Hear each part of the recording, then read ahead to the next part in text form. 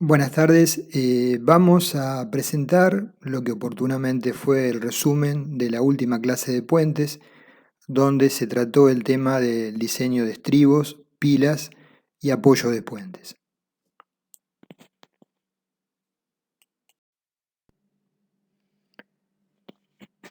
Esquemáticamente observamos como partes globales en un puente muy simple, por ejemplo un puente losa de 2 vanos, en negro lo que sería la superestructura arriba y en blanco lo que serían los estribos y pilas centrales sobre los cuales vamos a hablar algunos minutos en la presente clase y establecer conceptos generales, discriminando en el caso de pilas aquellas que sean de baja altura y las de gran altura. Sobre los estribos vamos a hablar someramente porque desde el punto de vista de su diseño, básicamente lo hemos tratado en la clase 2, muros de contención, ¿sí? No sé si era la 2 o la 3, la clase de muros de contención. Entonces lo que vamos a hablar básicamente es distinguir qué características tienen y qué funciones cumplen. Como hemos mencionado en la clase previa, los estribos tienen una doble misión. Por un lado, permitir en forma parcial las deformaciones axiles del tablero generadas por la fluencia lenta, la contracción y la temperatura. Y por otro lado, es una estructura que debe contener el suelo que constituye el terraplén de acceso al puente a través de la parte frontal y las aletas que la acompañan, donde las aletas pueden tener las diferentes configuraciones, entre otras, que observamos en el dibujo A, B o C. Entonces, el estribo constituye el apoyo extremo del tablero y como tal tiene que transmitir las secciones verticales del tablero y las horizontales que de éste recibe. Por ejemplo, las derivadas de las deformaciones impuestas y también las de frenado de los vehículos. Y por otro lado, tiene que contener el terraplén de modo que resulte lo más cómoda posible la transición entre la superestructura y los terraplenes de acceso. Un detalle de lo que usualmente son los apoyos de las vigas postensadas premoldeadas, de los cuales vamos a hablar sobre el final de la presente clase, haciendo un análisis de estos apoyos de neopreno sunchado, cómo se enfoca su diseño, qué verificaciones hay que realizar. Se apoyan sobre un hormigón de segunda etapa perfectamente nivelado, eso es básico. No tan frecuentemente, o más bien antiguamente se utilizaban apoyos articulados de acero con diferentes configuraciones que requieren un mantenimiento adecuado naturalmente y tienen un costo relativo mayor a un apoyo como los que vimos precedentemente. La configuración de estribos puede ser cerrada, con alas paralelas o con alas con diferentes grados, por ejemplo a 45 grados o con un ángulo distinto, o estribos abiertos o falsos estribos. Acá vemos un esquema de estribo abierto o falso estribo con medidas tentativas, de modo de poder hacer a nivel de anteproyecto un predimensionado, por ejemplo para hacer un cómputo tentativo. El estribo se puede definir abierto a fin de reducir el empuje horizontal de las tierras sobre el mismo, ¿sí?, al colocar el terraplén de acceso. Pero por supuesto, para ser abierto tiene que las características del diseño de lo que está transitando bajo el puente, tiene que ser adecuado, ¿sí? Entonces, acá vemos algunas medidas de lo que puede ser la viga de apoyo cabecera del estribo, el murete de espaldón, las necesarias juntas de dilatación a dejar en función de la luz del vano, ¿sí? Y los estribos también pueden ser eventualmente cerrados. En el caso de estribos cerrados tenemos que recordar, como vimos en muros de contención, qué valor de empuje de suelo tomamos, ¿sí? Que había que discriminarlo porque puede ser sustancialmente mayor al caso de estribos abiertos, porque los estribos cerrados son mucho más rígidos. Es conveniente que el material de contacto con el muro, que conforma el frente del estribo, sea un material filtrante, a fin de evitar el incremento de presión sobre el mismo cuando drena el agua. Con respecto a la losa de transición, evita el desnivel que se podría generar entre el apoyo rígido del estribo y el apoyo deformable del suelo bajo la calzada. El tamaño de la losa va a depender de la magnitud que se espere en la diferencia de asientos entre el muro y el terraplén de acceso, y por tanto va a depender de la altura del terraplén y del grado de compactación del mismo. Por lo general, la longitud oscila entre 4 y 6 metros. La losa de transición. Acá hay secciones tentativas nada más a nivel de anteproyecto, predimensionado para un estribo cerrado, donde tenemos el valor de A, la base, entre 0,4 de la altura total y 0,9, los valores correspondientes relativos de C, el ancho del estribo en el empotramiento con la base, entre h sobre 2 y h sobre 4, también el espesor de la base misma si es una fundación directa, B, con los mismos valores, y valores tentativos de D entre 0,30 metros y h sobre h1, que es la altura del espaldón, sobre 8. Son valores como para empezar a dibujar y empezar a hacer algún número. Estribos abiertos, con valores de predimensionado nuevamente, A entre 0,4 de la altura y 0,9, B entre h sobre 2 y h sobre 8. El valor de C ahora sería el ancho del empotramiento de la columna que configura el soporte de la pila, ¿sí? Entre h sobre 8 y h sobre 4, y por otro lado el valor de D similar al anterior.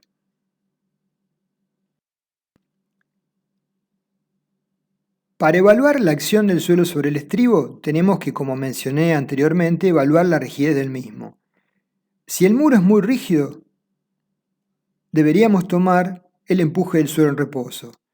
Y si el estribo es más deformable, podríamos tomar el empuje del suelo activo. La diferencia entre ambos es muy importante. Acá observamos a izquierda un estribo cerrado con el empuje de suelos que podríamos adoptar tentativamente, activo y pasivo, las acciones de la viga en cuanto a la reacción vertical y la fuerza horizontal, por las causas que hemos mencionado, movimientos del tablero impuestas, deformaciones impuestas, fuerzas de frenado, y las cargas sobre la losa de acceso. Y a la derecha vemos en un estribo abierto el esquema de empujes y cargas relacionado con el mismo.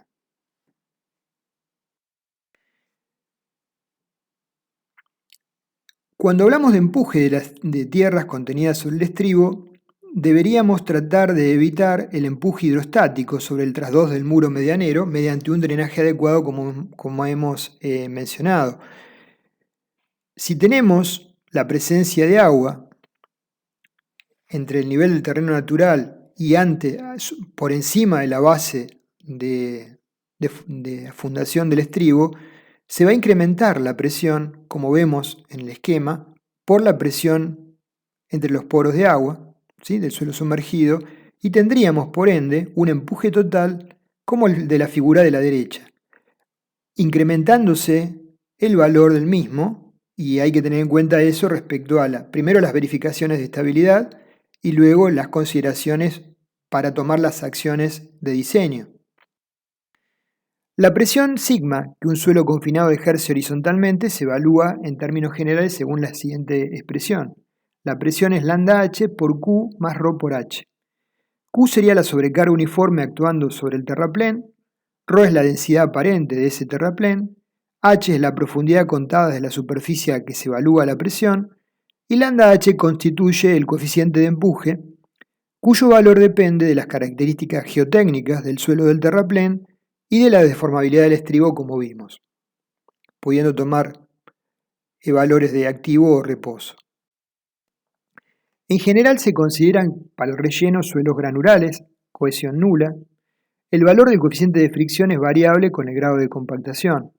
El coeficiente lambda h puede variar entre correspondiente al empuje activo, mínimo valor, y al empuje al reposo, máximo valor.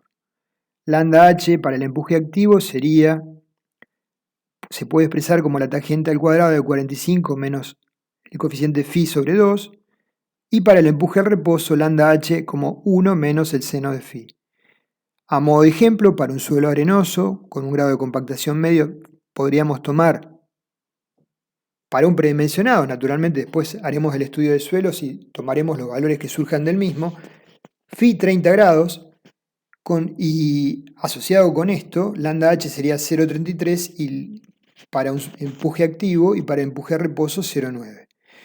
Es decir, es relevante identificar correctamente el valor a adoptar del empuje. Previo a cualquier diseño de los componentes estructurales del estribo, tenemos que analizar, como siempre mencionamos, para todo elemento estructural, no solamente para los estribos, el equilibrio estático del mismo y la verificación, en el caso que sea una fundación, tensional en el suelo de fundación. Entonces, verificación al vuelco, verificación al deslizamiento y verificación tensional suelo base.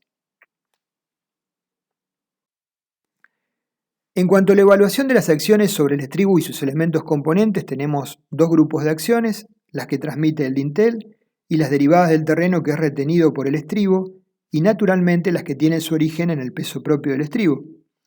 La carga permanente del dintel produce una solicitación vertical transmitida a través de los apoyos.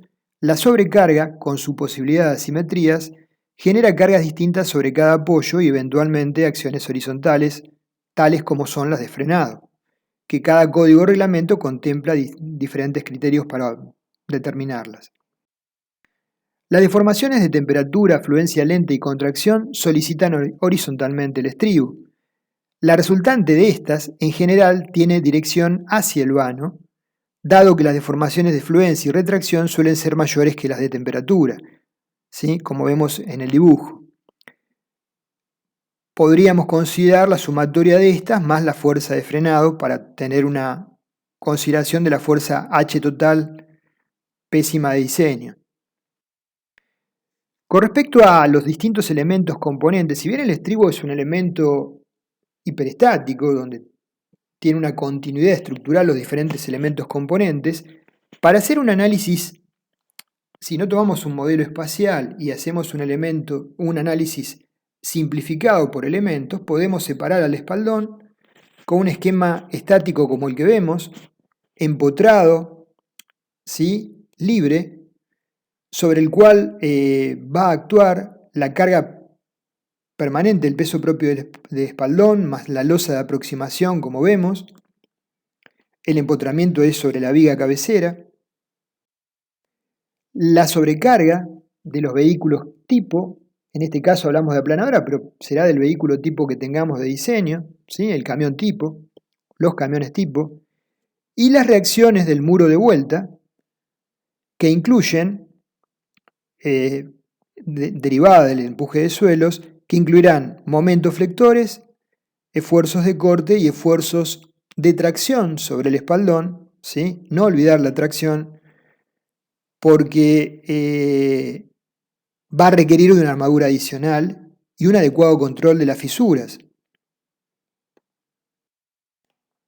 Acá observamos el empuje de suelo sobre el espaldón, las fuerzas de frenado sobre el espaldón. En cuanto a la viga de coronamiento, ¿sí? En la cual supusimos que el espaldón se empotraba, el espaldón y los muros de ala, marcada en amarillo, es un elemento sobre el cual recibe las solicitaciones del espaldón y de los muros laterales y por otro lado recibe las acciones derivadas del tablero. ¿Sí? Entonces, como un esquema estático muy simple en el plano vertical, para estribos abiertos podríamos tomar la viga de coronamiento como una viga de X tramos apoyada sobre cada una de las columnas soporte, y en el plano horizontal un esquema equivalente. Entonces, analizando las cargas, tenemos la carga sobre la viga de coronamiento del espaldón, el peso propio de la viga de coronamiento, vemos a la izquierda abajo, y las acciones que le transmiten, ¿sí? Las vigas del tablero a la viga de coronamiento.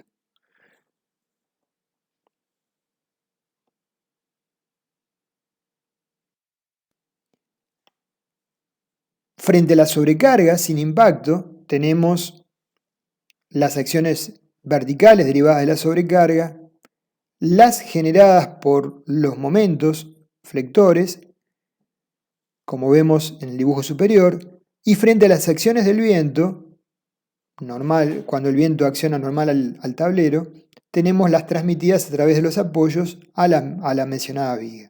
Sobre la viga estas acciones no van a ser relevantes. Tenemos también las fuerzas de frenado como acciones horizontales. Las acciones, fíjense que las fuerzas de frenado van a estar actuando a nivel de la cara superior del apoyo, del neopreno en general, que tiene una cierta distancia respecto del baricentro de la viga cabecera, por lo tanto va a estar generando una torsión sobre las mismas, ¿sí? Tanto las fuerzas de frenado como las fuerzas derivadas de las deformaciones impuestas. Entonces, como esquemas aproximados para un predimensionado nada más, tendríamos momentos flectores a la izquierda en el plano vertical y en momentos torsores, esfuerzos de corte también, y en el plano horizontal también diagramas de momentos flectores. Por lo tanto, tenemos dimensionado flexión oblicua, torsión y corte. Esto implica que van a ser elementos con armaduras usualmente bastante relevantes, importantes, con todas sus caras armadas y con estribos usualmente de varias ramas. En cuanto a estribos abiertos, tenemos las pilas, sostén de las vigas de coronamiento. En este caso tenemos el análisis, el peso propio más la reacción de las vigas, ¿sí? De su peso propio, más las sobrecargas, que serían carguitas concentradas producto de las reacciones de las vigas, más el empuje de suelos, que como vemos hay que considerar un cierto ancho de influencia mayor al ancho del mismo estribo como empuje de suelo a considerar sobre esa pila propiamente dicha. Respecto del muro de ala, tenemos que las alas están solicitadas en dos planos. Observemos el dibujo. Por un lado, las alas están empotradas en el espaldón y la viga mencionada, trabajando como ménsulas, con relaciones de dimensiones que probablemente hagan que su análisis y diseño sea como una ménsula corta y no como una viga esbelta. Y habrá que analizar el peso propio, ¿sí?, de las mismas para considerar su diseño. Y por otro lado, están solicitadas, normales a su plano como losas, por el empuje del suelo del terraplén de acceso. Esta solicitación, marcada en amarillo con valores variables, suele ser la dominante.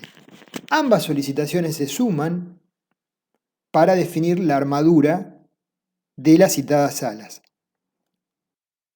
Entonces, un esquema estático puede ser, discriminando, como mencionamos, cargas contenidas en el plano como ménsula para peso propio de la mencionada ala, y abajo el empuje normal al plano de suelos, ¿sí?, considerando al ala empotrada con ese diagrama de solicitaciones derivado del empuje de suelos del terraplén. Entonces hay que obtener las armaduras como probablemente por relaciones de dimensiones de una ménsula corta y sumarle las derivadas de las acciones normales al plano.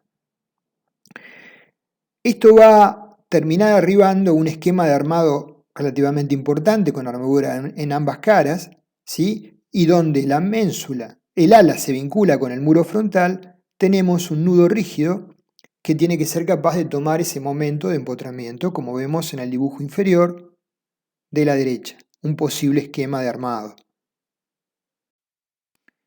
En cuanto a las pilas, con esto terminamos el repaso muy rápido de lo que son estribos. Habría que complementarlo con lo que oportunamente vimos en la clase de muros de contención.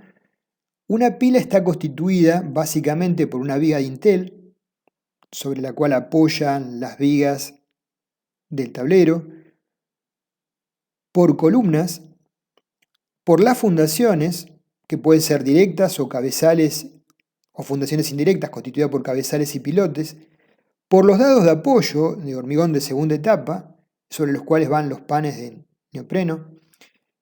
Y hay determinados valores geométricos importantes, como son el eje de pila, el eje de apoyo. Y luego tiene elementos complementarios como el 6 y 7, que son las pantallas de cierre laterales, que a veces en zonas sísmicas se ubica ahí topes laterales antisísmicos para que ante un sismo el puente no se descalce la superestructura de las pilas. En esta foto podemos visualizar una pila de apoyo de una altura limitada, reducida, y lo que más interesa es visualizar los dados de apoyo con mortero autonivelante, el hormigón llamado de segunda etapa, que se materializan para apoyar luego los apoyos de neopreno sobre los cuales se depositan las vigas premoldeadas, en general postensadas. Este elemento tiene que quedar perfectamente nivelado porque el apoyo no va a trabajar correctamente si así no resulta. Respecto de las solicitaciones sobre las pilas tenemos: las pilas forman parte de la infraestructura del puente y están sometidas a una serie de cargas diversas. La carga permanente de las pilas, viga cabecera y tablero, las sobrecargas de uso, las cargas de frenado, las cargas horizontales derivadas del viento, las cargas horizontales derivadas del flujo de agua si están inmersas las pilas en un medio como un río. Eventualmente, en ese caso, si el río es navegable, el impacto probable de embarcaciones u otro tipo de objetos, y las acciones derivadas de las deformaciones impuestas, como la contracción, la fluencia y la temperatura, que en tableros largos son realmente importantes. Y por supuesto, no lo vamos a tratar, pero sería muy relevante las solicitaciones sísmicas si el puente está emplazado en una zona de actividad sísmica, para la cual habrá que aplicar el reglamento del país que estemos trabajando, el código de aplicación. En cursos de puentes navegables hay que evaluar el posible impacto de algún buque, ¿sí?, que constituye una carga que puede ser relevante y en ocasiones produce, como vemos en la foto inferior, el colapso de la pila y de una parte del tablero del puente. En cuanto a las acciones del empuje del agua para pilas en cursos de río, podemos mencionar lo que indica la norma brasilera NBR 718703. La presión del agua en movimiento sobre los pilares y elementos de fundación puede ser evaluada a través de la siguiente expresión.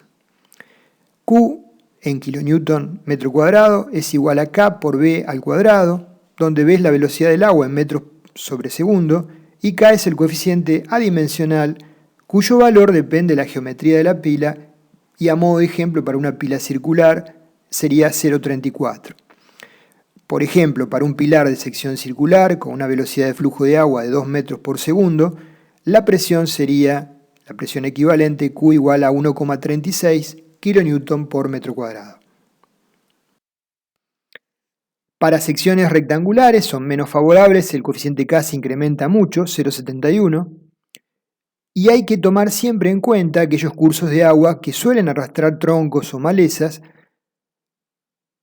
porque naturalmente la superficie expuesta, ¿sí?, puede ser mucho mayor y la presión incidente sobre la pila también sensiblemente mayor.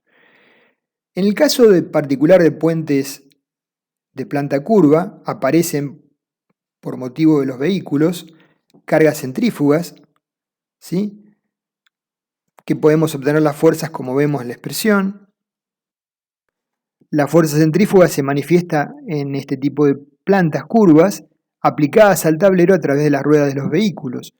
Suponiendo que el eje sea una curva con un radio de curvatura R, la fuerza centrífuga la podríamos obtener a través de la masa por la velocidad al cuadrado sobre el radio de curvatura.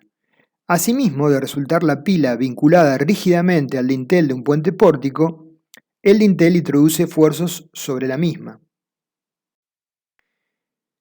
Naturalmente hay puentes que los vehículos que transitan sobre los mismos pueden ser vehículos no estipulados en el código de referencia, sino son vehículos especiales. Esto es muy frecuente cuando uno diseña puentes para obras importantes de ingeniería como son represas, explotaciones mineras, donde los vehículos suelen ser de gran porte, como el que vemos, que transportan roca de voladura. Entonces hay que tomar en cuenta este tipo de vehículos con los ejes, ¿sí?, y las cargas por eje, y suelen ser los condicionantes para el diseño. Si las pilas son esbeltas, el punto de transmisión de las cargas del tablero es un punto de referencia importante para evaluar la posible presencia de momentos flectores asociados con excentricidades entre el punto de aplicación de las cargas y el eje de la pila. Los aparatos de apoyo tienen como misión la transmisión de determinados esfuerzos que provienen de la superestructura y frente a cargas verticales incidentes de la misma, fijar la posición del punto de paso a aplicar sobre las pilas. Como vemos en estas pilas muy esbeltas, donde los fenómenos de segundo orden, pandeo que hemos analizado en hormigón 1 son relevantes, determinar correctamente ese punto es importante. Cuando hablamos del diseño de pilas tenemos que diferenciar las pilas de baja altura de las pilas de gran altura. Frente a las acciones horizontales derivadas del viento, las pilas se comportan como ménsulas empotradas en la fundación y por ello la altura de las mismas se convierte en una variable que condiciona el diseño de las mencionadas. Las pilas de baja altura, esto es muy arbitrario, pero para fijar un valor de referencia podríamos poner 12, 15 metros, presentan una libertad de formas para su diseño, dado que ni las acciones horizontales ni tampoco los efectos de segundo orden son determinantes. Para el caso de pilas de alturas reducidas sobre cursos de agua, se suelen utilizar como solución tabiques perfilados para ofrecer menor resistencia a la corriente y presentar una amplia superficie de apoyo del tablero.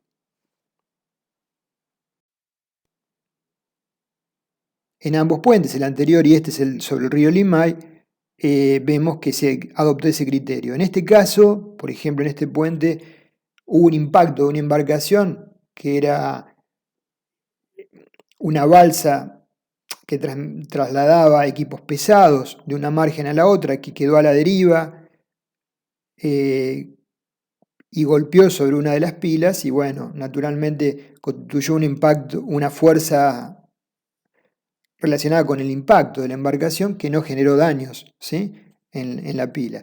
Las pilas son muy robustas, como se visualiza, y de poca altura.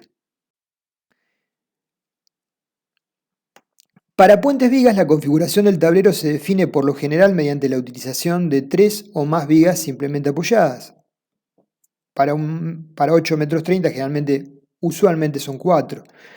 Lo anterior genera la necesidad de colocar superiormente un elemento rígido de apoyo que se llama justamente viga dintel, que vincula las pilas y ofrece una superficie de apoyo adecuada para todas las vigas que configuran el tablero con topes laterales que impiden el descalce del mismo, como vimos en la presentación.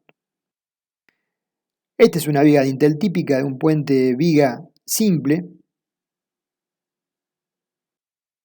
La viga dintel, por las dimensiones y la relación de volado y altura, constituye frecuentemente una ménsula corta, ¿sí?, y por ende hay que aplicar lo que hemos aprendido en el diseño de este tipo de elementos donde no se cumplen las hipótesis de Bernoulli-Navier, usualmente tratándola mediante expresiones empíricas o bien mediante el diseño de bielas y tensores.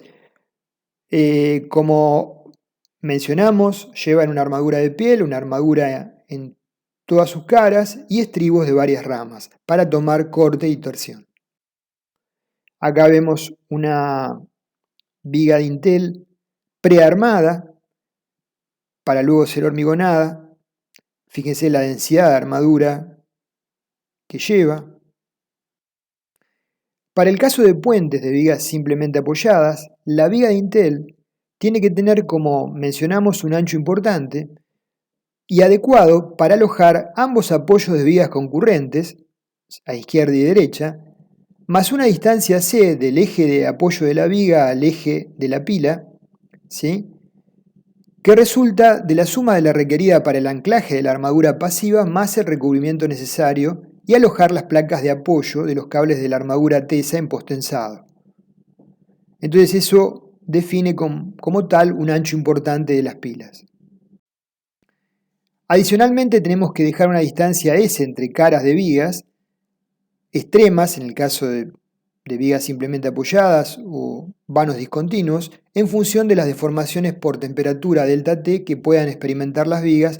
Usualmente se hace un cálculo de temperatura y contracción de Fraude y fluencia lenta y se estima un valor temperatura y contracción de Fraude aproximado en función del cual se fije ese número S. Entonces el ancho de la viga cabecera va a ser 2 veces C más D, que sería la distancia entre el eje de apoyo de la viga y el borde. La configuración de las pilas de altura reducida puede ser variada, tal cual se observa en el corte. Para alturas algo mayores puede recurrirse a secciones huecas, de tal manera de lograr, en función de los materiales requeridos, la necesaria rigidez de la pila sin consumir tanto volumen de hormigón. Acá vemos un análisis por elementos finitos, tensiones principales de tracción y compresión, para ver cómo son el trazado de las isostáticas frente a caras concentradas de vigas que apoyan sobre la viga cabecera, en función de que esa viga no responde a la hipótesis de Bernoulli-Navier, y luego un trazado mediante el enfoque de bielas y tensores, ¿sí?, de tensores en rojo y bielas equivalentes de hormigón en azul con sus nudos. Según la cantidad de elementos premoldeados vigas, es posible eventualmente en ocasiones prescindir de la viga de Intel colocando una pila bajo cada viga del tablero, apoyándola en forma directa sobre la pila. Esta disposición es adecuada para uno o dos elementos premoldeados para el tablero, tipo viga cajón, por ejemplo, como vemos, con diafragmas sobre los apoyos, ¿sí?, sobre los apoyos hay que colocar diafragmas, requieren una cierta área mínima de apoyo en la zona superior de la pila. Tenemos acá distintos esquemas de pilas columnas. Naturalmente se busca que la mayor rigidez sea en dirección normal al flujo de tránsito para tomar las caras horizontales, por ejemplo, de viento, y en la dirección del tránsito tengan la menor rigidez posible y compatible con la verificación de segundo orden de inestabilidad para generar la menor restricción a las deformaciones impuestas. En algunos casos se omite la estructura intermedia y se trabaja con pilas, ¿sí?, que son columnas pilotes, ¿sí?, directamente, eliminando la viga cabezal. Acá tenemos un modelo de ese tipo, ¿sí?, que es un viaducto portuario, donde se elimina el cabezal. En verde clarito son los resortes equivalentes que reemplazan el coeficiente de balasto del suelo en ambas direcciones, porque sobre este tipo de elementos hay cargas horizontales relevantes del impacto, por ejemplo, de embarcaciones.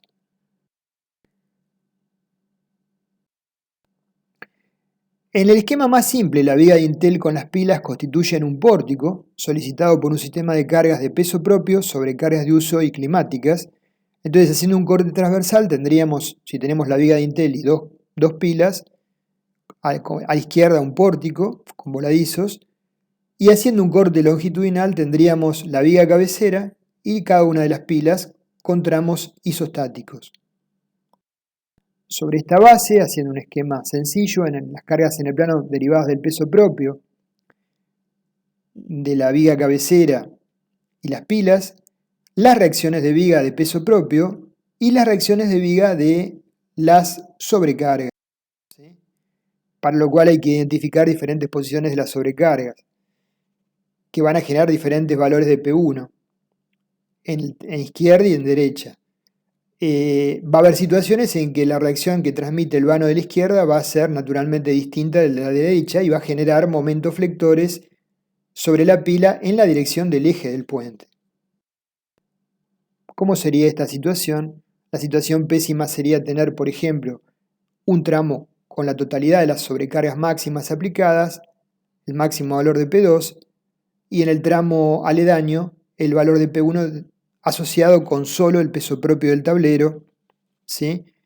Y se generaría un momento flector por la diferencia de cargas R por la distancia D al eje de la pila, en ese plano. Con respecto a la acción del viento, habría que aplicar el reglamento que determina las mismas, o bien, si el reglamento de diseño de puentes es más actualizado que el que teníamos en nuestro país hasta hace pocos meses, lo que indique el mismo.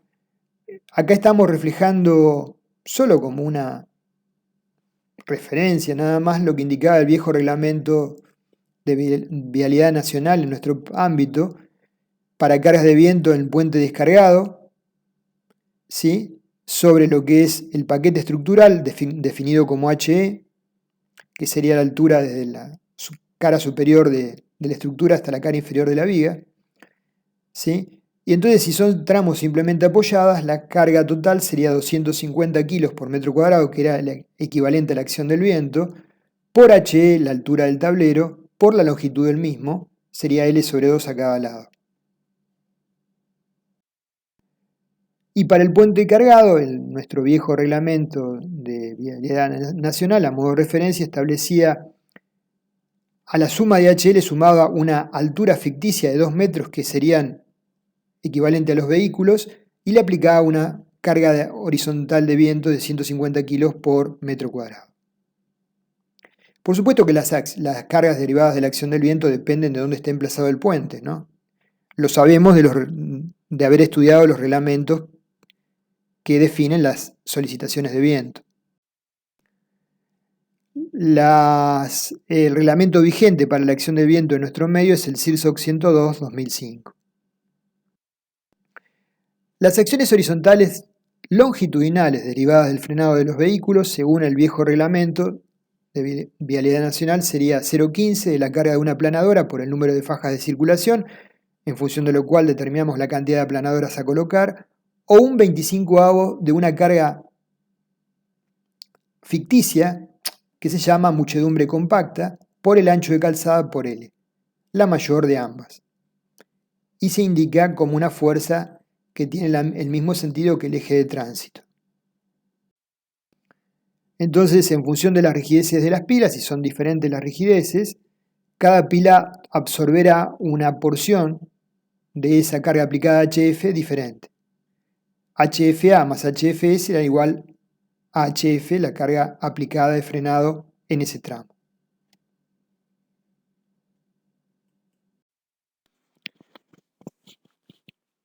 Con respecto al diseño de pilas, entonces diferenciamos las pilas que definimos de baja altura, donde la altura para definirlas como tal es un poco subjetiva, ¿sí? Mencionamos algunos valores de referencia, y las pilas de gran altura, donde hay otro tipo de enfoques a realizar, vamos a hablar de ellas, y algunas consideraciones especiales de diseño. Frente a las acciones horizontales generadas por el viento, las pilas se comportan como ménsulas empotradas en la fundación y por ello la altura de las mismas se convierte en una variable que va a condicionar el diseño. Entonces, ya introduciéndonos en el tema de pilas de gran altura, la gran altura de las mismas acentúa los efectos de las cargas horizontales, tales como viento, sismo, frenado, y adicionalmente cobran importancia los fenómenos de inestabilidad o fenómenos de pandeo. Elementos muy esbeltos, comprimidos, naturalmente el análisis de la inestabilidad frente a fenómenos de segundo orden se vuelve relevante. Y a veces es compleja porque las esbelteces suelen superar el valor de 100. A modo de ejemplo vemos acá un viaducto en Alemania en 1980 donde la distancia, para que tengan una idea de magnitud, entre pilas es de 138 metros La longitud total del viaducto es de 1100 metros y la pila de altura máxima es de 185 metros.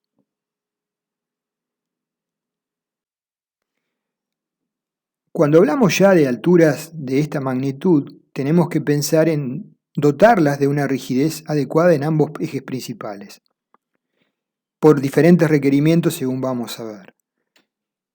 Muchas veces la sección más adecuada es una sección cajón, como la que estamos viendo el proceso de hormigonado por tongadas.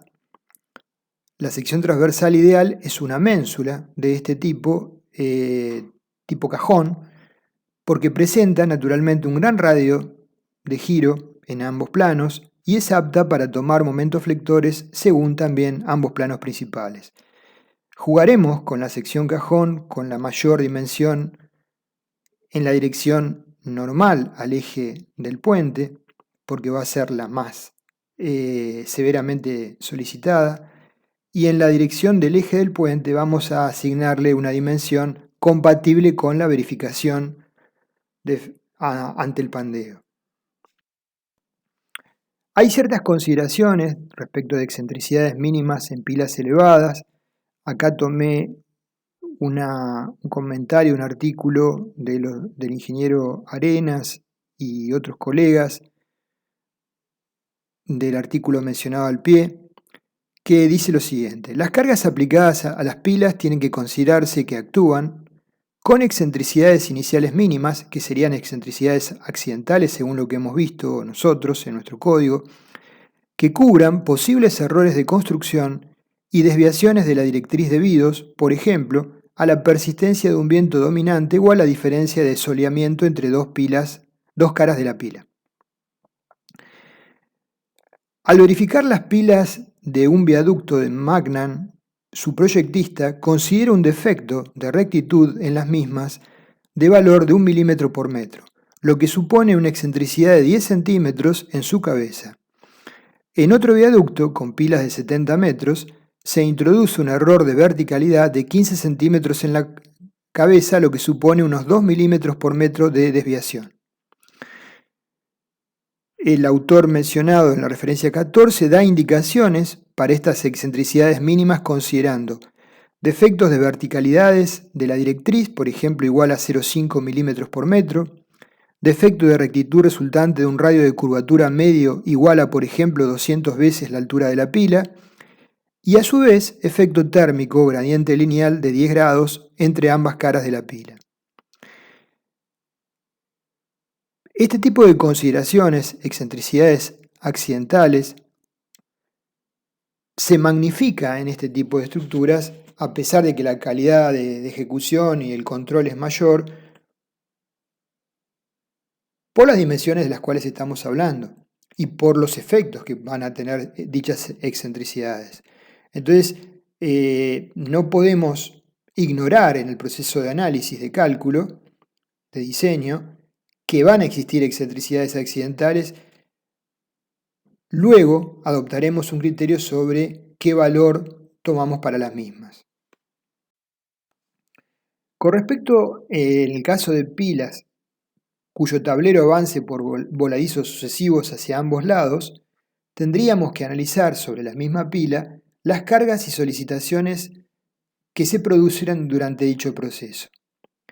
Por ejemplo, si el vano de la derecha se ha hormigonado una dovela más que el de la izquierda y están los equipos de hormigonado, cargas de operarios, equipamiento y demás sobre ese mismo vano, y a su vez acciona el viento, ¿sí?, en forma desfavorable, golpeando el sector opuesto, eso va a generar momentos desequilibrados de la ménsula sobre la pila, ¿sí?, como vemos en C.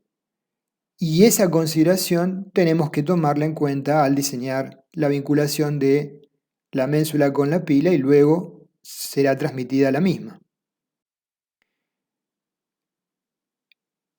En este tipo de obras se suelen hacer algunas consideraciones adicionales, por ejemplo, que el peso específico del hormigón de las dovelas difiere en forma desfavorable en un sector respecto del otro. Por ejemplo, en este caso se adopta el criterio de que las dovelas del lado derecho, sobre las cuales se está ejecutando una dovela más, el peso de las mismas es 1,03 del teórico y las del lado izquierdo es 0,98. Consecuentemente hay un desequilibrio por esa diferencia. Y adicionalmente se incorpora una carga uniforme derivada de los equipos y pesos generados por el personal de 50 kilos por metro cuadrado y una carga puntual de 5 megapascales en el extremo del voladizo. En ocasiones puede ocurrir eventualmente un accidente, entonces hay que considerar las consecuencias del mismo, por ejemplo, la consecuencia de la caída de un equipo móvil de hormigonado durante el movimiento de estos aparatos que son pesados para la colocación de dovelas prefabricadas o de una dovela misma. Como se trata de una acción que desarrolla su máximo valor en un periodo de tiempo muy corto, ese peso debería mayorarse por un coeficiente de amplificación dinámica. En la publicación se sugiere un valor a 2. Entonces, este tipo de situaciones generan momentos desbalanceados sobre las pilas que tenemos que considerar, si bien están en la etapa constructiva, para el diseño de las mismas. En cuanto a la relación tentativa pila-cajón, tenemos que evaluar que en la dirección transversal al eje del puente, normal al eje del puente, con secciones cajón, el espesor variable lo podemos estimar, según el ingeniero Manterola, en 2 más 0,05 de h, donde h es la altura total. La variación del canto de la pila puede ser lineal o parabólica. Con respecto a la dirección paralela al eje del puente, la dimensión se puede estimar h igual a 1 más 0,02 de h, en ambos casos h es la altura de la pila en metros. Esto está tomado de publicaciones del ingeniero Manterola. El comportamiento de la ménsula de la pila es distinto según se analice la dirección longitudinal del puente o la transversal. La dirección transversal es la más desfavorable desde el punto de vista de las acciones horizontales de viento. En esta foto de este puente se observa claramente que la pila de sección cajón hueca es sensiblemente más rígida en la dirección transversal. Acá vemos pilas particulares que soportan el tablero de un puente que apoya sobre un arco, donde hay pilas muy esbeltas, pilas intermedias y pilas muy robustas, pilas extremas. Las pilas muy robustas son las responsables de tomar, como el tablero es continuo, la totalidad de las solicitaciones horizontales a ambos lados. Las pilas muy esbeltas se hacen así para sufrir menores deformaciones generadas por las deformaciones impuestas del tablero, ¿sí? Y tienen que tener una rigidez mínima como para ser estables frente a las cargas derivadas de la compresión que le transmite el tablero, cargas de peso propio y sobrecargas, analizado como fenómenos de segundo orden, evaluando el pandeo. Entonces, el comportamiento de las pilas en la dirección transversal domina, en el caso que no estemos en zona sísmica el viento, y en la dirección longitudinal lo que dominan son los efectos de segundo orden. Las pilas, la respuesta se encuentra relacionada a través de su dintel. Si el dintel es un tablero continuo, como el que vimos en la foto del puente arco,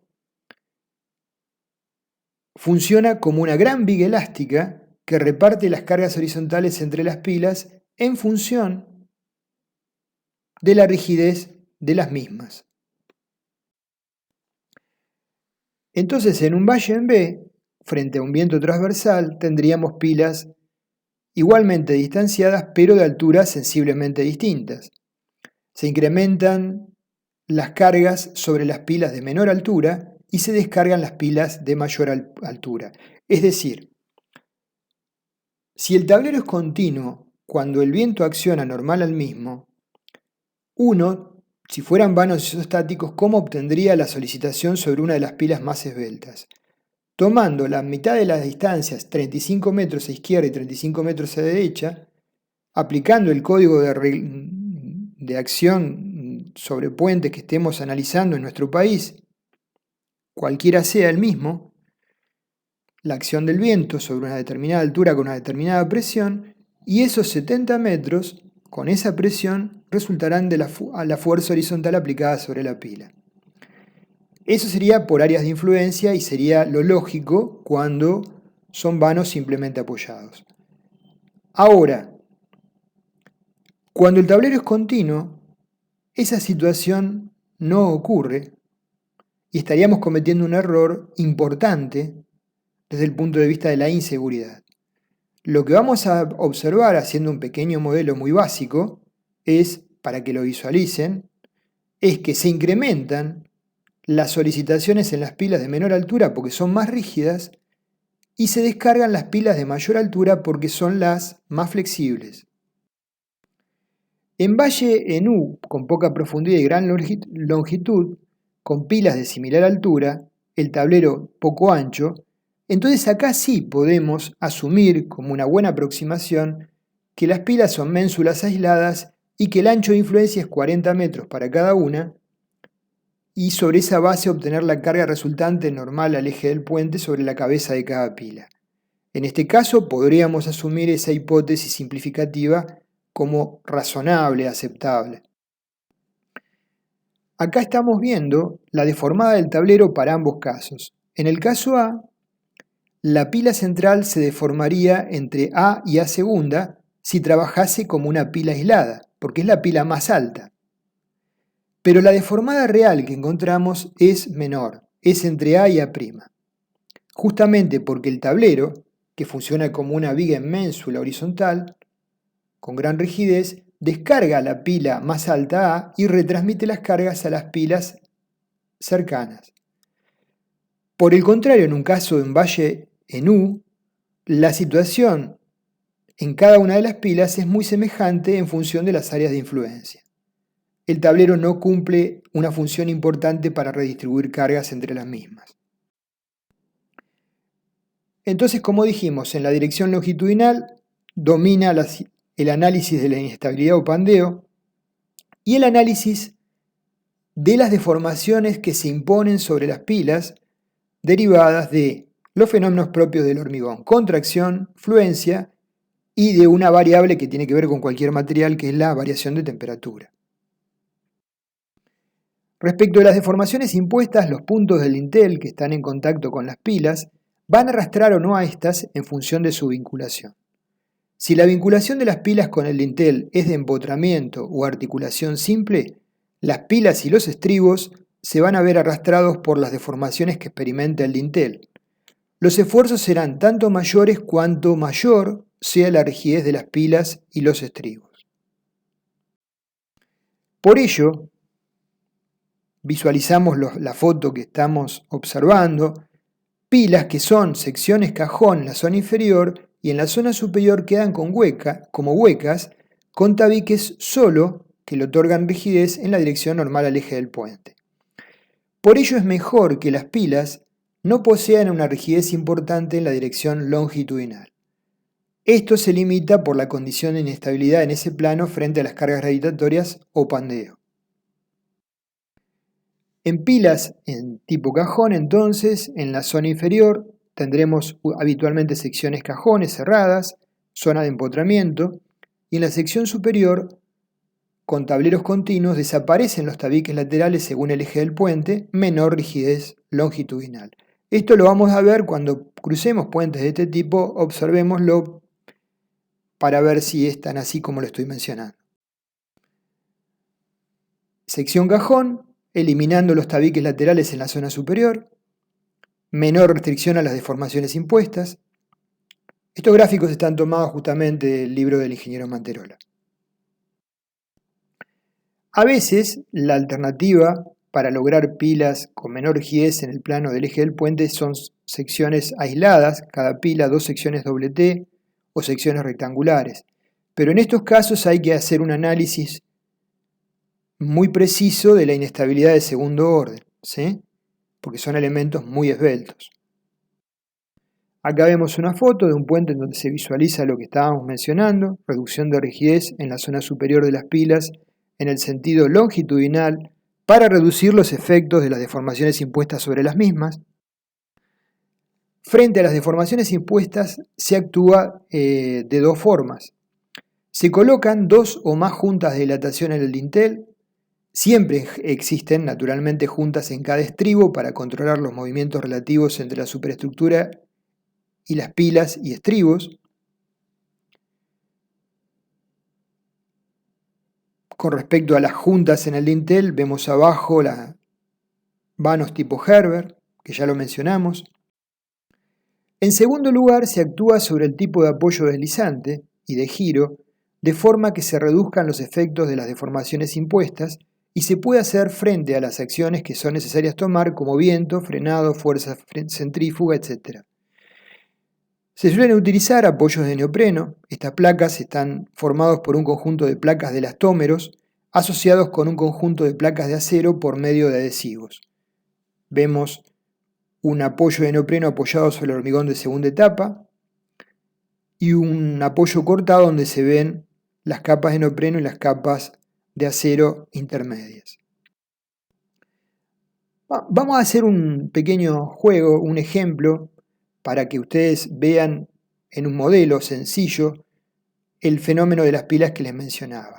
Un tablero continuo con pilas con diferentes alturas, con una tendencia a un valle tipo B, donde aplicamos cargas horizontales de viento en los nudos según áreas de influencia. Las alturas de las pilas, que son todas de igual sección, empotradas en la base, se le aplica un sistema de cargas cualquiera, no importa, lo que queremos ver es la respuesta, no las solicitaciones en valores absolutos, son de 3,5 toneladas en cada nudo. La pila 1 tiene 4 metros, la 2 8 metros, la 3 12 metros, la 4 8 metros, 15 metros, 16 metros, 12 metros, 8 metros y 8 metros. Es variado, pero a priori tenemos dos pilas de 15 metros, que serían las más solicitadas, si se aplican las cargas por áreas de influencia y la respuesta de la pila fuera en función de eso. Y las pilas menos solicitadas sería la pila 1, ¿sí? Y luego vendrían varias pilas 2, tipo 2 de 8 metros. Eso es lo que arrojaría en principio el modelo por áreas de influencia. Lo que observamos de los momentos en la base de cada pila es que en la pila 6, que tiene 15 metros, el momento es de 16,3 tonelámetros. En la pila 8, en el modelo, el momento en la base es de 36,5 tonelámetros. En la pila 4, en el modelo, en la base el momento es de 51 tonelámetros y en la pila 5, en la base el modelo es de 16 tonelámetros. Ahora, ¿qué observamos también? Que la pila 6 tiene 15 metros y la pila 5 15 metros. Son las pilas más altas y por lo tanto, si la carga se aplica por áreas de influencia, serían las más solicitadas. Y por el contrario, vemos que las dos pilas más solicitadas son las pilas cercanas a las mismas anteriores, pero de menor altura, de 8 metros. ¿Por qué? Porque son más rígidas y el tablero es continuo. Entonces, estamos observando esto. Si hubiéramos obtenido los esfuerzos en las pilas por áreas de influencia, la pila de 15 metros tendría un momento en la base de 52,5 tonelámetros. Y lo que observamos de este modelo, que considera la continuidad del tablero y la rigidez relativa de cada pila, es que la pila 6 de 15 metros presenta un momento en la base de 16,3 tonelámetros. Por lo tanto, para la pila más alta estaríamos sobredimensionándola, pero para las pilas de alturas intermedias cercanas estaríamos subdimensionándola en un grado mayúsculo. ¿Sí? Para la pila 4, analizada como ménsula, tendría que dar 28 tonelámetros y lo que da en el modelo es 51 tonelámetros. Vemos una visual del modelo con las deformadas asociadas. Es muy simple esto, muy básico, pero sirve para ver valores relativos. Bajo la actuación de una carga horizontal F, la cabeza de la pila empotrada libre experimenta una deformación delta que está compuesta por la suma de tres componentes. Delta S, que se origina debido al giro de la fundación, delta P, que se origina debido a la deformabilidad de la pila, y delta A, delta sub A, que se origina debido a la deformabilidad del apoyo. El desplazamiento debido a la deformabilidad de la pila va a ser delta P igual a fuerza aplicada en el coronamiento por la altura al cubo sobre 3 veces E por I, donde I es el momento de inercia de la misma. La deformación debido al apoyo de neopreno sunchado se puede evaluar como la fuerza por E, que es la suma de los espesores de neopreno que conforman las capas, dividido G, módulo de cortante, que contiene un valor entre 8 a 10 kilos por centímetro cuadrado para cargas lentas, por A, que es el área de apoyo. El desplazamiento debido al suelo de apoyo delta S es la parte más compleja de evaluar y merecería un tratamiento aparte, porque es la interacción entre la superestructura y el suelo. Lo hemos hablado en hormigón 1, haciendo diferentes tipos de consideraciones. El desplazamiento total delta es igual a F sobre K sub S más F sobre K sub P más F sobre K sub A. En el caso particular de no considerar la deformación del suelo, tendríamos que delta es igual a F, factor común, de los términos K sub P y K sub A, igual a E sobre G por A más H cubo, altura de la pila, sobre 13 por I. Si todas las pilas tienen el mismo momento de inercia, ¿sí?, sería la expresión esta válida. Para cargas de larga duración, la deformabilidad de la pila crece y se puede estimar groseramente ello reduciendo el módulo de elasticidad del hormigón en la expresión que estamos visualizando. Nosotros tenemos tensiones, deformaciones, el gráfico superior es para cargas de corta duración y el gráfico inferior sería para cargas de larga duración. Por lo tanto, trazando una tangente a la curva, podríamos observar que el módulo elástico para cargas de larga duración es menor que el de corta duración. Como una grosera aproximación podríamos estimarlo como SI, el módulo derivado de cargas de corta duración, por 1 sobre 1 más phi, donde phi es el factor de fluencia del cual hemos hablado en las clases de reología oportunamente. Como acciones exteriores conocidas aplicadas sobre el tablero según el eje, tenemos para un puente de varios vanos continuo, con pilas empotradas en la base y dintel apoyado sobre apoyos de neopreno sobre las mismas.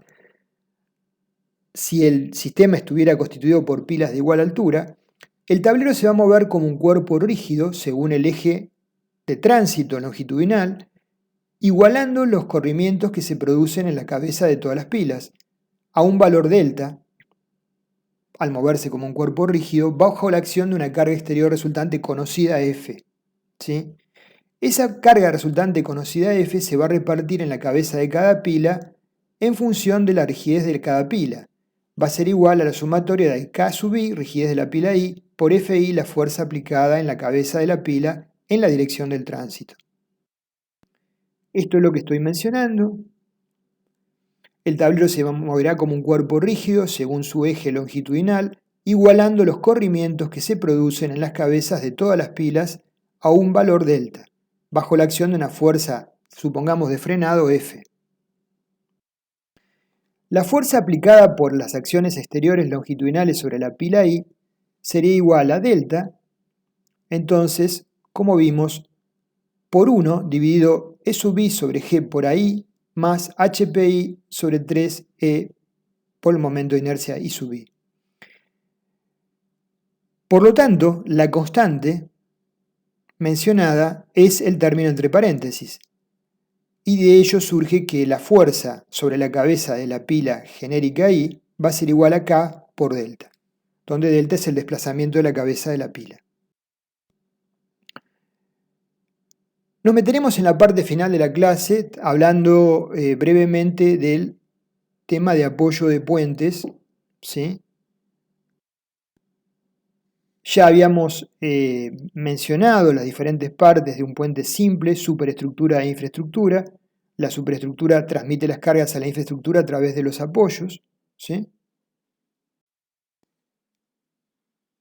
Salvo estructuras muy particulares como los puentes pórticos, donde esa diferenciación no la podemos hacer porque las pilas son dinteles que se unen en forma rígida, ¿sí? Elementos que se unen en forma rígida con el dintel, perdón.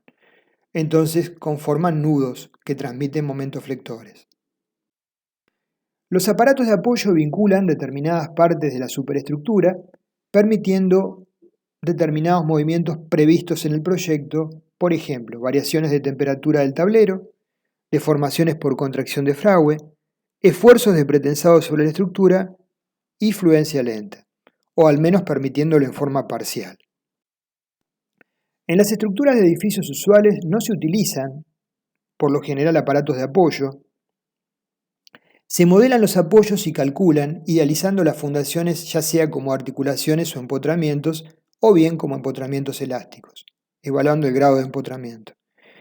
Estas simplificaciones son en general aceptables cuando los vanos cargados y las cargas aplicadas son relativamente pequeñas y los esfuerzos secundarios que estamos ignorando en el modelo pueden ser despreciados.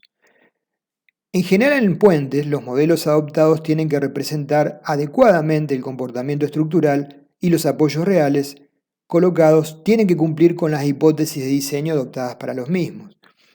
Surgen así dispositivos de apoyos metálicos, dispositivos de apoyos de hormigón y dispositivos de apoyo constituidos por apoyos elastoméricos, conocidos como apoyos de neopreno. Los aparatos de apoyo tienen como misión controlar las deformaciones que el dintel transmite a la pila y viceversa, de forma que se puedan eliminar determinados esfuerzos que se originan en la compatibilidad de deformaciones de ambos componentes, ¿sí? Dintel y pila.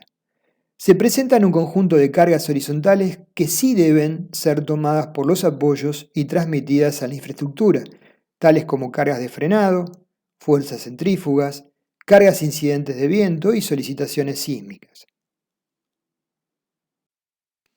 En general, en el diseño de puentes ante deformaciones impuestas, se actúa en dos sentidos. En primer lugar, mediante la colocación de dos o más juntas de dilatación en el dintel. Siempre va a existir, como mencionamos, una en cada estribo, a fin de controlar los movimientos relativos entre dintel y pilas o estribos. Y en segundo lugar, eventualmente se trabaja sobre el tipo de apoyos deslizantes y de giro a colocar, de manera que se minimicen el efecto de las deformaciones impuestas sobre las pilas. Tenemos entonces los apoyos elastoméricos. Se trata de apoyos flexibles, construidos con materiales sintéticos, conocidos como apoyos de neopreno. Estos apoyos están formados por un conjunto de placas de elastómeros asociados a un conjunto de placas de acero por medio de adhesivos. Las placas de elastómeros pueden ser de caucho natural o sintético. Los cauchos sintéticos, entre los que se encuentra el neopreno, es un producto derivado de la industria del petróleo. Un comentario sobre esto. Cuando uno está diseñando, por ejemplo, un puente viga y está haciendo el diseño de la superestructura, tenemos claro cómo diseñamos las vigas principales, cómo diseñamos el tablero y cómo diseñamos las vigas transversales internas. Ahora, en el modelo más común, el modelo de emparrillado, en las vigas transversales de los extremos no van a aparecer solicitaciones en principio, suelen ser postensadas también. Para diseñar las mismas tendríamos que considerar la situación de que estos apoyos tienen una vida útil menor a la del puente y por ende va a ser necesario cambiarlos con el puente dentro de su vida útil y por lo tanto colocar gatos que los eleven apoyados en esas vigas transversales extremas, sostenido el puente naturalmente cerrado al tránsito, y bajo esa circunstancia esas vigas transversales extremas van a estar muy solicitadas y van a ser las condiciones de diseño que van a definir el postensado a aplicar y la armadura no tesa a aplicar. El caucho sintético tiene las cualidades elásticas del caucho natural, pero posee mejor resistencia que aquel contra la corrosión y envejecimiento, especialmente en los procesos de oxidación acelerada ante la luz y la intemperie. Aquí estamos viendo uno de dimensiones usuales. Vemos la mano como medida de comparación. El modo de elasticidad del neopreno es medido en ensayos rápidos de compresión de placas de dicho material. Se observa que el modo de elasticidad no es una constante, pues varía con la forma de placa. Se denomina factor de forma de una lámina de neopreno a la relación entre el área comprimida y el área lateral de la lámina. Factor de forma entonces sería S igual A por B dividido 2 veces A por B por HN, donde HN es la altura de la lámina. Están constituidos por un bloque conformado por capas de neopreno sunchado por chapas de acero. Las capas de neopreno tienen espesores que usualmente rondan los 8 milímetros, separadas por chapas de acero con espesores de entre 2 y 3 milímetros. La capa superior e inferior van recubiertas con protección por una capa de neopreno del orden de 2 milímetros. El efecto que generan las chapas es reducir sustancialmente los acortamientos verticales y permiten aceptar mayores tensiones de compresión en el material. En cuanto a la fabricación, los apoyos elastoméricos armados están compuestos por múltiples láminas de material elastomérico separadas por placas de acero. Tanto las dimensiones del apoyo como el número de capas de neopreno y su espesor, e igualmente el número y espesor de las placas de acero, van a ser dimensionadas en función de las cargas que le transmite la superestructura. ¿Sí? Acá vemos uno de los puentes que vimos anteriormente. Este es el puente sobre aguas abajo de la represa que vimos, vigas postensadas, típico puente viga, y las vigas apoyan sobre apoyos de neopreno sobre la viga cabecera. Esa viga transversal extrema tiene que ser dimensionada para la situación de cambio de apoyos. Se clasifica el material del elastómero según la dureza York. Acá vemos una tabla orientativa. A mayor dureza, el material presente tendrá mayor tendencia a la acumulación de deformación permanente por fluencia lenta o creep. Debido a esto, según ASTO 2012, la dureza York 70 no es admisible para apoyos elastoméricos armados. En cuanto a los esfuerzos a verificar en el apoyo armado, tenemos en el neopreno las tensiones de corte y tensiones de compresión. En las chapas de acero, la tracción biaxial sobre las mismas. Ventajas de los apoyos elastoméricos: la economía, facilidad de fabricación, bajo costo relativo del material, efectividad como transmisor de cargas de compresión, absorbe las irregularidades de las superficies de contacto, es eficiente para tomarlas. Respecto a las cargas horizontales, se deforma rápidamente desde el comienzo del movimiento de las vigas y tiene un bajo costo de mantenimiento, no hay necesidad de limpieza ni de lubricación. Y la desventaja, la mencioné recién, es la vida útil, que es menor que la superestructura y exige prever en el proyecto de la misma su recambio. La deformación del apoyo bajo cargas verticales, la capacidad del apoyo para tomar cargas verticales se incrementa tanto como el número de láminas de acero que se colocan. Vemos ejemplos de apoyos sin láminas, cómo se deforman bajo cargas verticales, y apoyos con 3 láminas, cuál es la deformación relativa. Los apoyos más empleados para cargas pequeñas y medias, de hasta 500 toneladas, son este tipo de apoyos que estamos presentando. Permiten desplazamientos de 4 a 6 centímetros, su capacidad de giro puede alcanzar hasta un 2% y son los más frecuentes para puente viga o puente losa.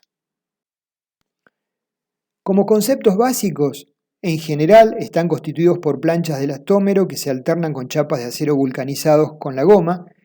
El intercalado de las chapas de acero de espesor mínimo 2 milímetros responde a la necesidad de disminuir la deformación vertical, dada la flexibilidad, como vimos en el gráfico anterior, vertical, que no es considerada en el análisis de la superestructura. En general, el espesor de las capas de neopreno intercalados está comprendido entre 5 y 8 milímetros, colocándose habitualmente hasta 7 capas como máximo.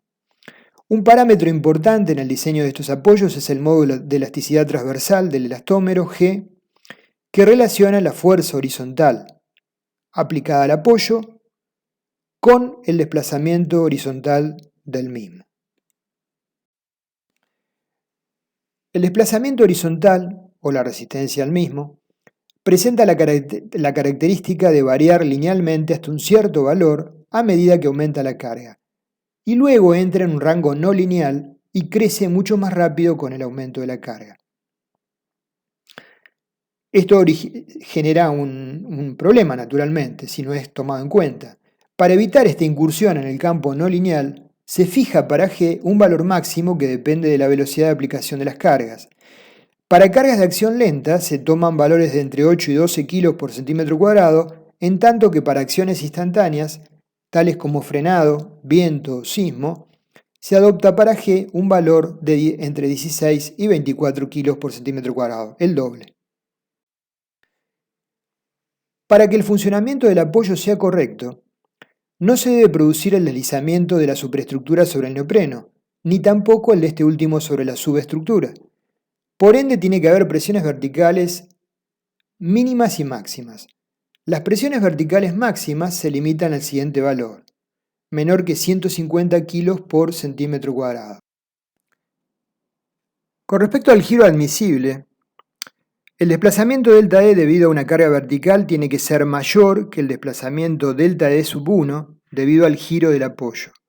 De esta forma nos aseguramos que bajo ninguna hipótesis de cálculo exista una descompresión del apoyo, es decir, un levantamiento del apoyo. Con respecto a las dimensiones del apoyo, para un predimensionado nosotros podemos definir la dimensión normal al eje de la viga omega y en la dirección paralela B y el ancho total T sub T. Tentativamente el B máximo sería el ancho de la viga menos 2 centímetros. El omega tendría que ser mayor o igual que 15 centímetros o 5 veces T sub T, menor o igual que B. Y el valor de T sub T entre 1 centímetro y omega sobre 5. Estos son valores de referencia.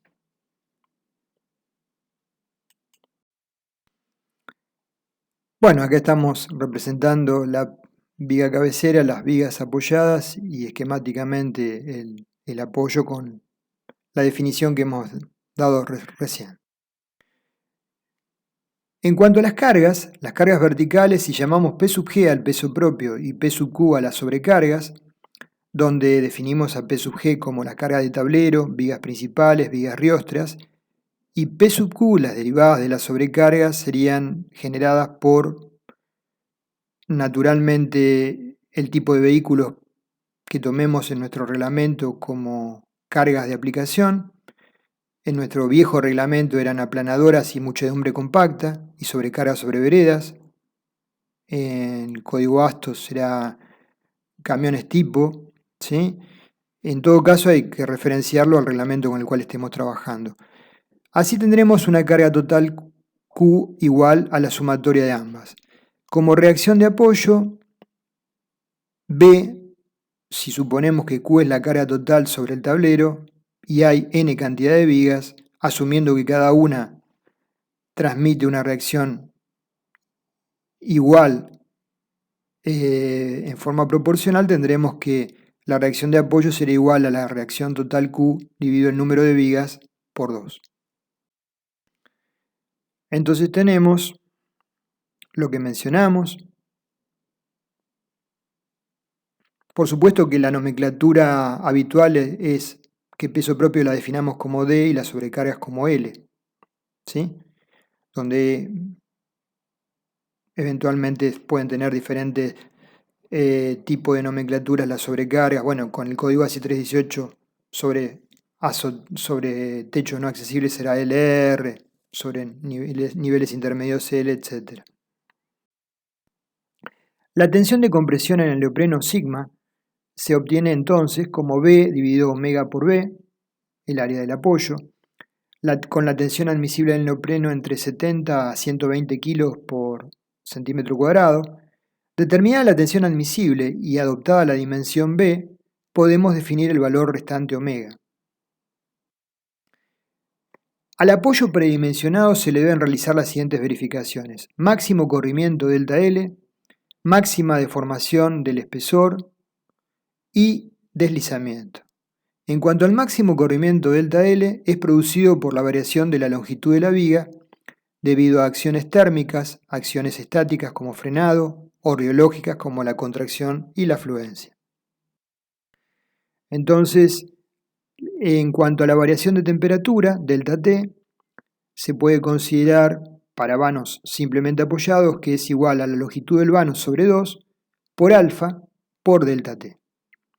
El valor total va a ser igual a delta L1 asociado con las cargas derivadas de las deformaciones derivadas de la temperatura, ¿sí? Más delta L2 asociados con las deformaciones generadas por la fuerza de frenado. Acá vemos un apoyo con la distorsión correspondiente.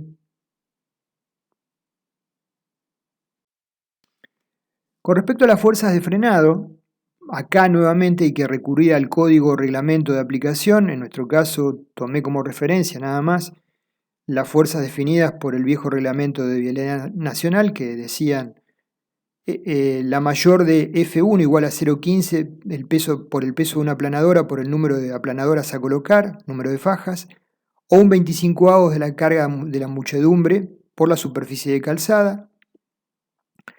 La reacción de apoyo es la mayor de ambas, ¿sí? Entonces, FI será F dividido el número de vigas dividido 2. G0 es el módulo de deformación transversal del neopreno, depende del material empleado, función de la dureza York, que es la resistencia que opone el neopreno a la penetración de una aguja y su valor se determina a una temperatura de 20 grados. Para dureza York 50, el valor de G0 de referencia serían 8 kilos por centímetro cuadrado, para dureza York 60 sería 11 kilos por centímetro cuadrado y para el valor de 70 de 15 kilos por centímetro cuadrado.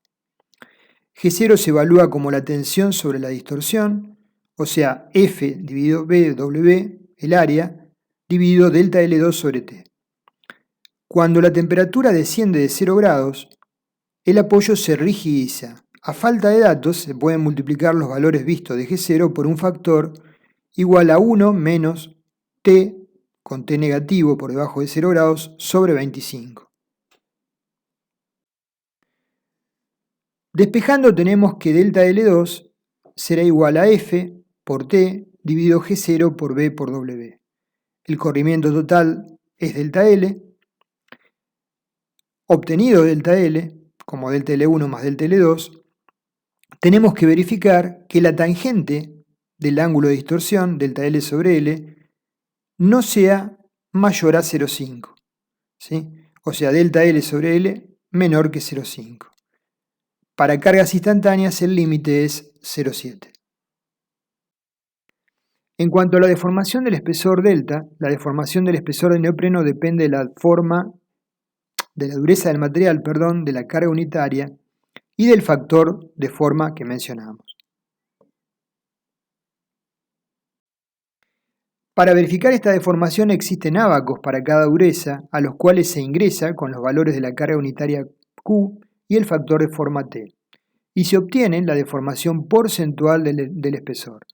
El factor de forma T se lo define como omega por B sobre 2 veces omega más B por T, es decir, la sección dividido el perímetro.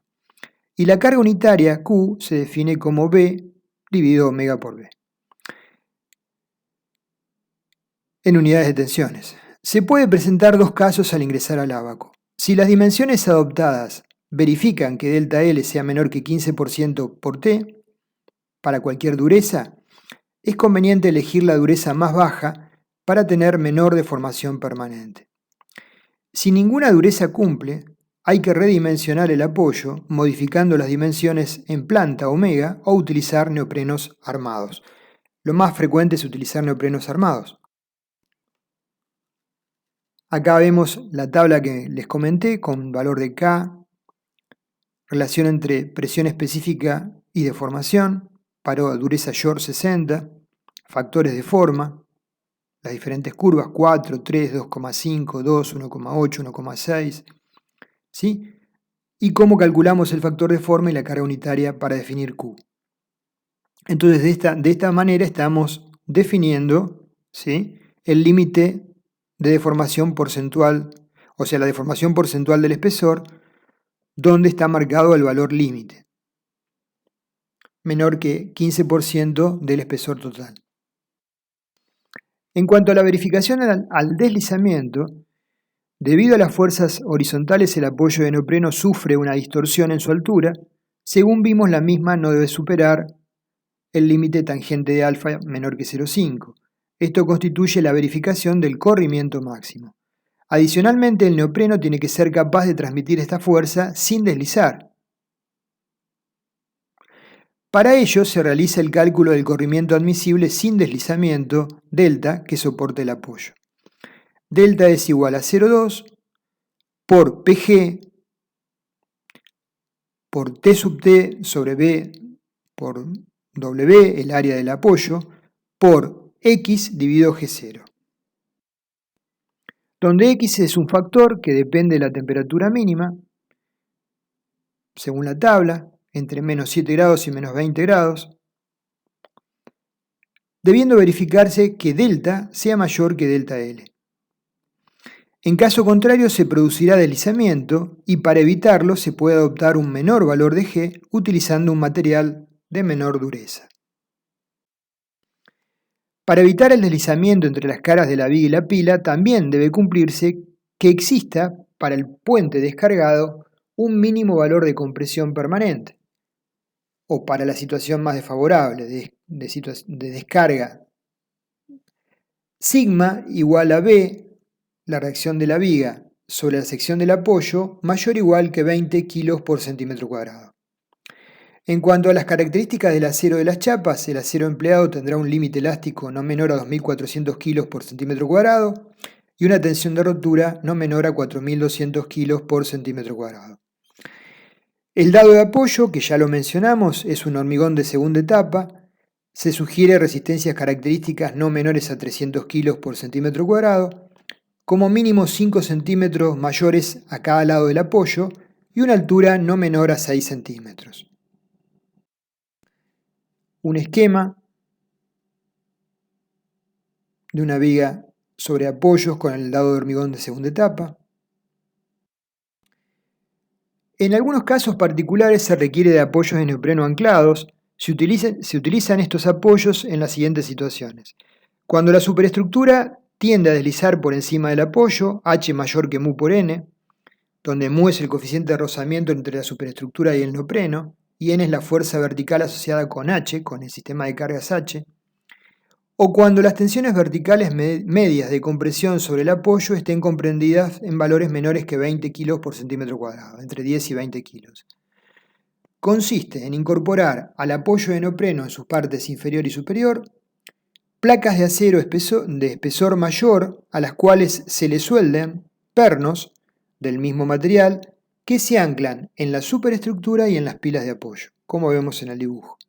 Tienen que cumplir en su diseño las restantes limitaciones de los apoyos de neopreno, giro y distorsión que hemos planteado. Fotos con apoyos deficiencias en la ejecución. A la derecha vemos qué pasa cuando, como mencionamos, el dado de segunda etapa está incorrectamente nivelado. Bueno, con esto terminamos lo que es el resumen de lo que oportunamente fue la última clase de puentes de la cátedra de hormigón 2 del año 2023. Gracias por su compañía.